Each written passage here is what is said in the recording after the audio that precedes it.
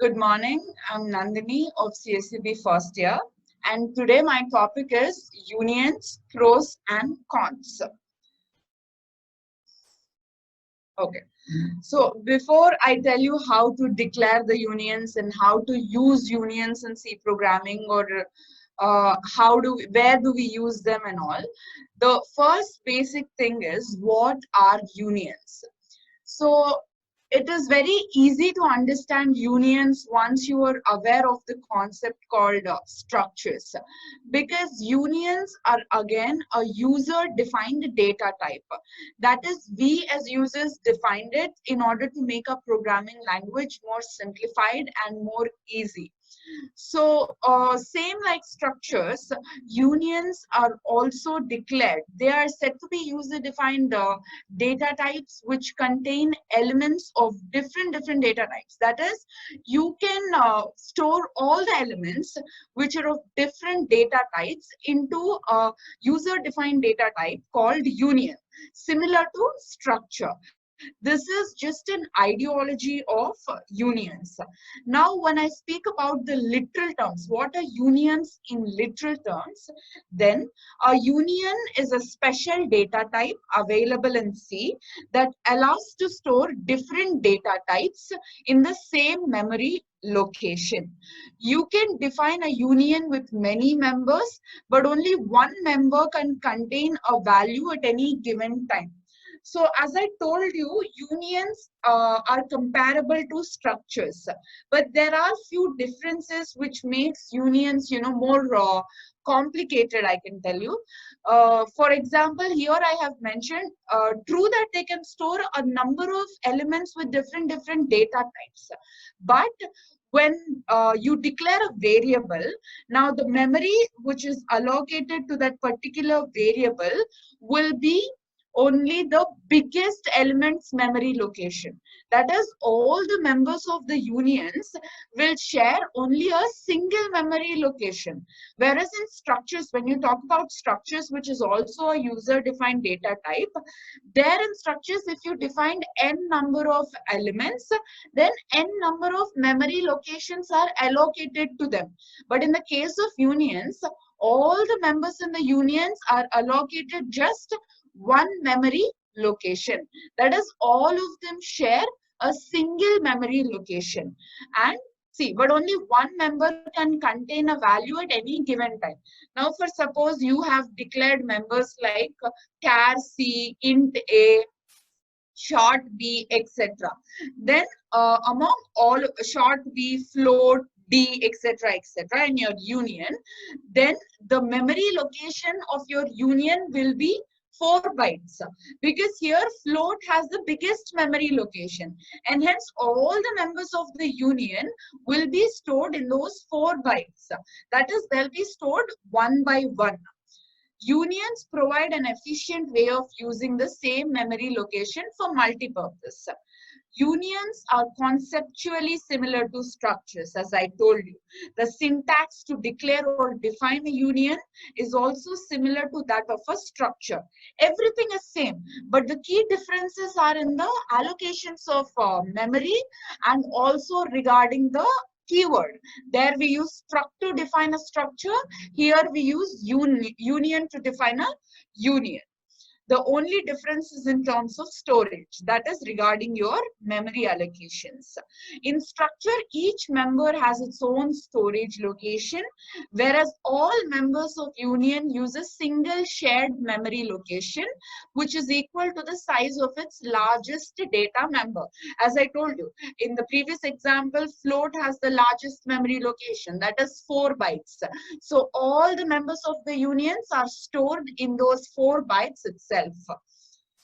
Like structure, union in C language is a user-defined data type that is used to store the different type of elements of any data types.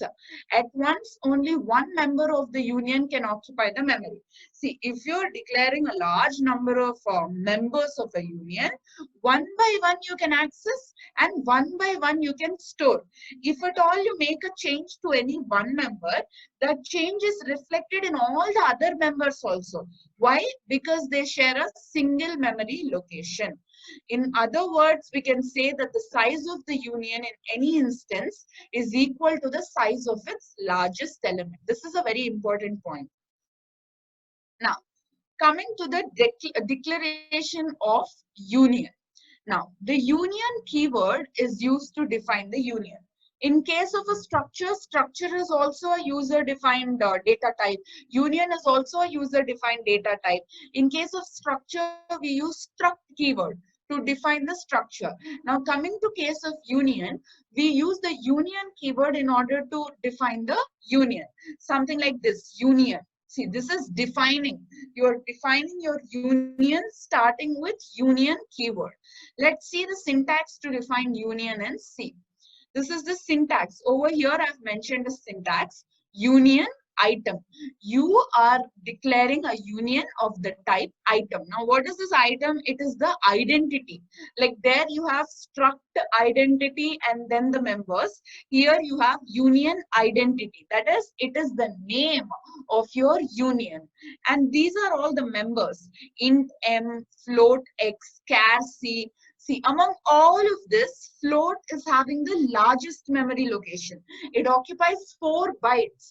So all of this, your M, your X, and your C will be stored in those 4 bytes only, one by one. And this is the variable of the type item. Now, this declares a variable IT1 of type union item. This union contains 3 members, each with a different data type. One is having int, the other is having float, the other is having char. However, only one of them can be used at a time. Why? Because only one by one can be stored. This is due to the fact that only one location is allocated for all the union variables, irrespective of their size. And what is that location? The highest memory location. Why can't we use the other memory location? See, if you use int, then you cannot store float in that memory location. If you use char, it is only 1 byte. You can store only char. But if you use float, it stores 4 bytes. It uses 4 bytes. So you can store int as well as char. So that is what is mentioned here, is irrespective of their size, the highest memory location is allocated. The compiler allocates the storage that is large enough to hold the largest variable type in the union. In the union declared above, the member X requires 4 bytes. It is of the type float, which is largest amongst the members for a 16-bit machine. It can change for 32-bit, it can change for 64. But the main point is highest memory location is allocated. Other members of union will share the same memory address. Now, this particular variable IT1, it will have the base address. So you can access one by one and you can declare one by one. Now, accessing of a union member. How do you access? Okay, you have declared union, you have declared your members, you have declared a variable of the type union test in this example. Now, how do you access? If you want to print a value or if you want to print that member, how do you access that union member? Here is the syntax for accessing any union member is similar to accessing structure members. Now we'll take the reference of structures.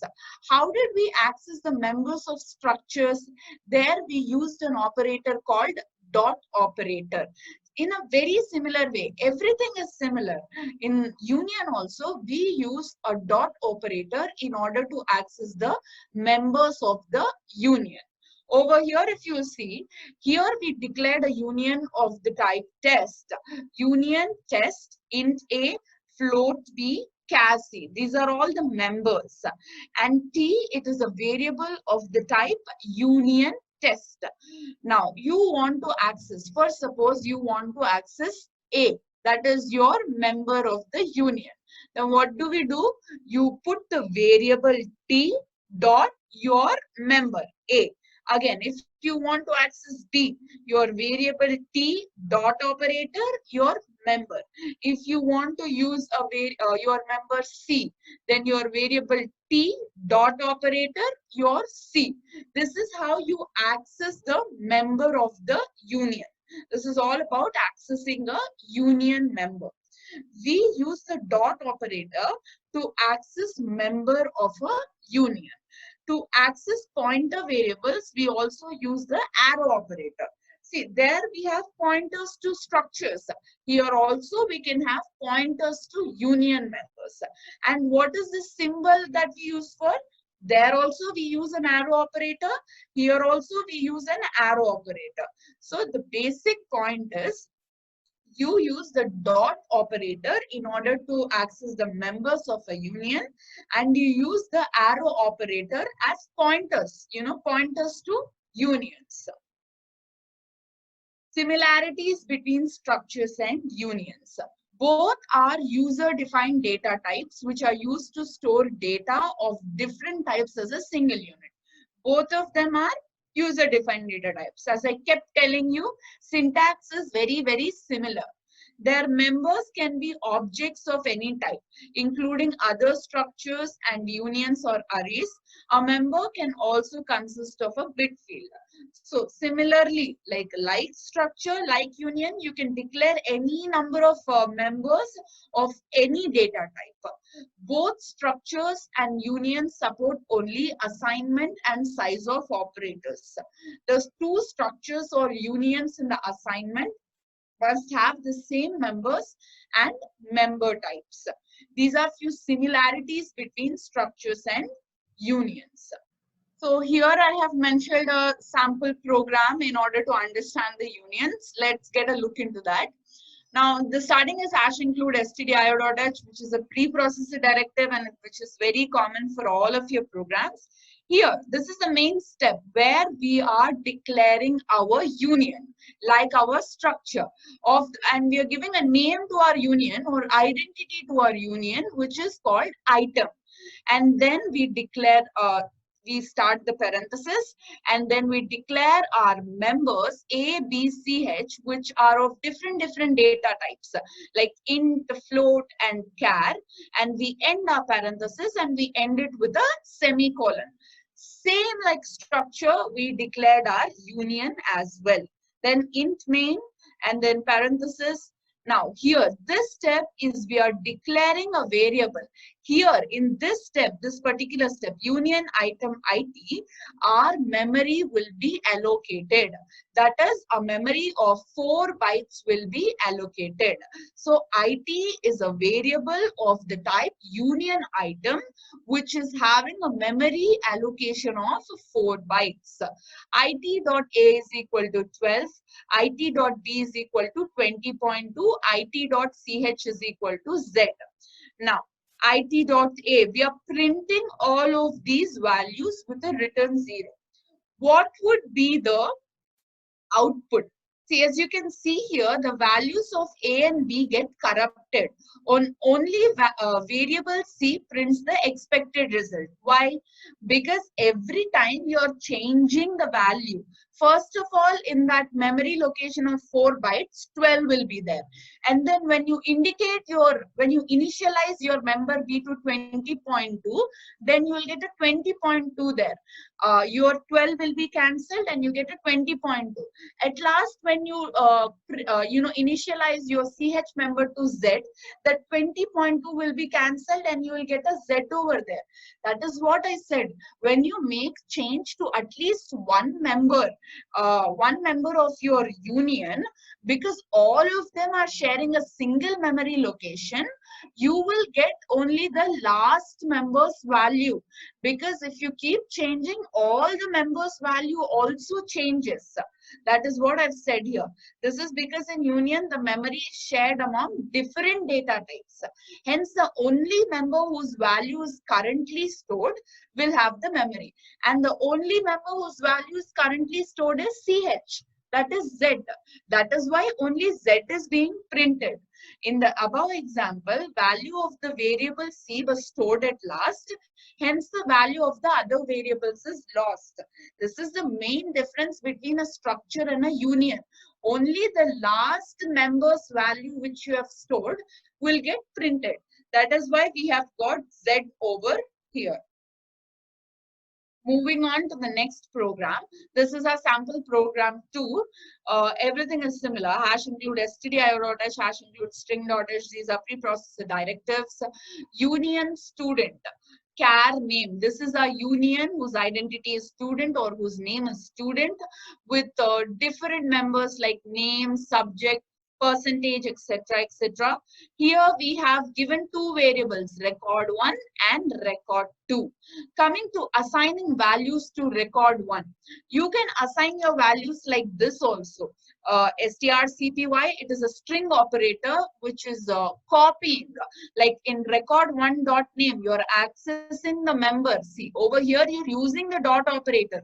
That means you're accessing the member name, and in that particular name you will store a name called Raju in it. And again, strcpy record 1 dot subject, you're accessing the member called subject, and in that subject you are writing maths in it. Record 1 dot percentage, you're accessing the member called percentage, and there you are giving it a value 86.50. You are printing whatever values you have given here, and then in a similar way like how we assigned values to record 1, you will assign values to record 2 also, and then again print them. And over here printf union record 2 values, record 2 dot name. Again, for a second person, you are printing a name called money, then name is, you're printing that particular name, and then you're assigning subject name as physics. Again, you're printing that subject name. See, you can use strcpy or printf or scanf. It is on the it is your easy, like however you feel is easy. Then you are assigning percentage for the second variable. Again, you're printing it, return 0. Now see, this is the output. You have given name, subject, percentage. Again, union record 2 values, name, subject, percentage. Here, there we have used arrays of structures. In a similar way, we can use arrays of unions also, but this is a more simple way of assigning and printing the values. I have just shown how to access the members, how to assign them names or values, and how to print data. This sample program is regarding that. Now, pros of unions. What are the advantages of unions? The basic advantage is that union will use the memory space of the data type, which has the highest memory. Hence, memory consumption will be less. But when you use structure, the total memory will be the sum of the memory of all the data types. I kept telling you that only the highest memory location will be assigned, which will result into less memory consumption. Memory saving will happen. It can convert one data type to another. Consider examples. Suppose we are developing an application for calculator, then we will save our data into byte format. This is another advantage. Conversion of one data type to another. Unions are used for generating portable codes which are machine independent. It is usually used for specialized type conversions as well. While declaring unions, you don't have to worry about sizes of int, long, float, or any other data types. Union is used when you have to use the same memory location. When you are supposed to use the same memory location for 2 or more data types, then what is the best way? The best way is to use a union. If you want n number of memory locations for n number of members, the best method is to use your structures. These are few advantages. And coming to disadvantages or cons of unions, you can use only one union member at a time. Only one member of the union can be accessed or can be initialized at a time. All the union variables cannot be initialized or used with varying values.